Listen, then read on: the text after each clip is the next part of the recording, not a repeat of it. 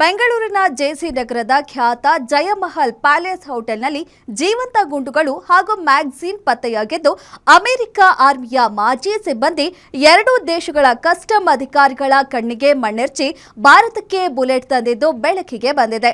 ಈ ಕುರಿತ complete story ಇಲ್ಲಿದೆ ನೋಡಿ. ಬೆಂಗಳೂರಿನಲ್ಲಿ ಅಮೆರಿಕ ಮಾಜಿ ಸೈನಿಕ ಅರೆಸ್ಟ್. ಕಸ್ಟಮ್ಸ್ ಕಣ್ತಪ್ಪಿಸಿ ತಂದಿದ್ದ ಜೀವಂತ ಗುಂಡುಗಳು ಪತ್ತೆ.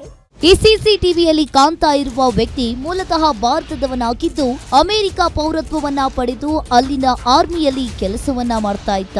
34 ವರ್ಷದ ಈತನ ಹೆಸರು ಮುತ್ತಾರ್ ಅರ್ಮಾನ್ ಅಂತ.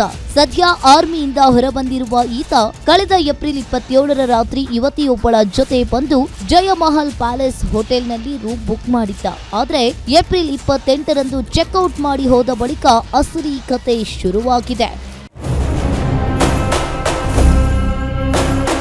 ಹೋಟೆಲ್ ಸಿಬ್ಬಂದಿ ರೂಮ್ ಕ್ಲೀನ್ ಮಾಡುವಾಗ ಅಮೆರಿಕ ಮೇಡ್ ಜೀವಂತ ಗುಂಡುಗಳು ಹಾಗೂ ಮ್ಯಾಗಝೀನ್ ಪತ್ತೆಯಾಗಿದ್ವು. ವಿಷಯ ತಿಳಿದ ಮ್ಯಾನೇಜರ್ ತಕ್ಷಣ ಅರ್ಮಾನ್ಗೆ ಕಾಲ್ ಮಾಡಿ ಮ್ಯಾಗಝೀನ್ ವಿಚಾರವನ್ನ ಹೇಳಿದ್ದಾರೆ.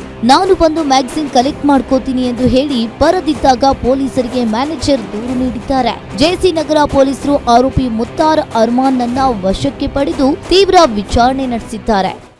ಸರ್, ಅರ್ಮಾನ್ ಮುತ್ತಾರ್ ಅಂತೇಳಿ ಹುಡುಗ ಅಮೇರಿಕನ್ ಸಿಟಿಸನ್ ಅಂತ. ಅವನು ಅದು ಇಂಡಿಯನ್, ಅವನು ಅಮೇರಿಕನ್ ಗ್ರೀನ್ ಕಾರ್ಡ್ ಹೋಲ್ಡರ್. ಅವನು ಇಲ್ಲಿ ಬಂದು 27th ನೈಟ್ ಬಂದು ಚೆಕ್ ಇನ್ ಆದ. 27th ನೈಟ್ ಚೆಕ್ ಇನ್ ಆ ನೈಟಲ್ಲಿ ಇದ್ದು 28th ಮಾರ್ನಿಂಗು 9 o'clockಗೆ ಅವನು ಚೆಕ್ಔಟ್ ಆಗಿಬಿಟ್ಟ.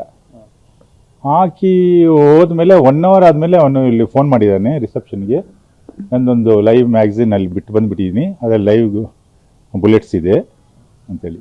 ಸರಿ, ನಾವು ಅವ್ನಿಗೆ ಹೇಳಿದ್ವಪ್ಪ, ಬಂದು ಇಮಿಡಿಯೇಟಾಗಿ ತೊಗೊಂಡೋಗ್ಬಿಡು, ಇದು ಸೀರಿಯಸ್ ಕ್ರೈಮ್ ಆಗಿರೋದ್ರಿಂದ ಇದು ನಮ್ಗೆ ಅದಕ್ಕೆ ಸಂಬಂಧ ಬರೋದ್ರಲ್ಲಿ ನೀವು ಬೇಗ ಬಂದು ತೊಗೊಂಡೋಗ್ಬಿಡು.